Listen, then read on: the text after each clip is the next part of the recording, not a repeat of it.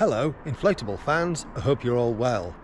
I'm doing another quick test with this, the Flextail Max Pump. I've put on here, it's got the Boston valve attached, and I've put on it the Gumotex adapter because I want to see how quick it will inflate my Gumotex Twist to 1.7 psi. Now this is supposed to be inflated to 3, but I'm going to see what it's like at 1.7. Let's do it.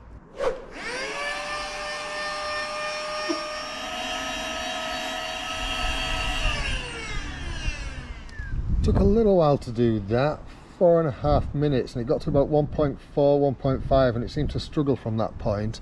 So let's see what it takes to do the tubes.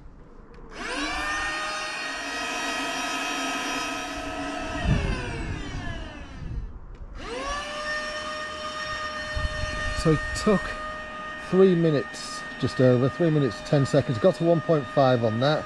So we'll do the other one.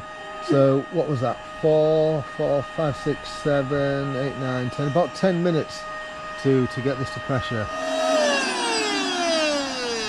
All right, I've stopped it there. It's getting to about 1.4, 1.5, and then it seems to be struggling. But as you can see, it has got quite a bit of air in it. Let me just go pick it up and see what it feels like.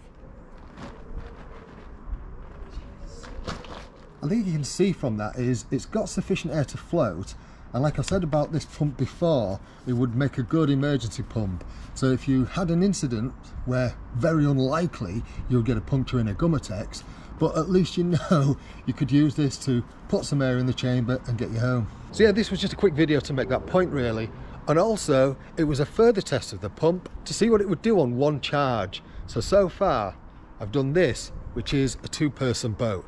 I've done 2 pack rafts, and I've done the Aquaglide Cirrus kayak, all on one charge. Pretty good going, really. Anyway, you know what to do about liking, subscribing, blah, blah, blah, blah, blah, if you like what I'm doing on this channel, etc. You take care of yourself. Thanks for watching. Cheerio.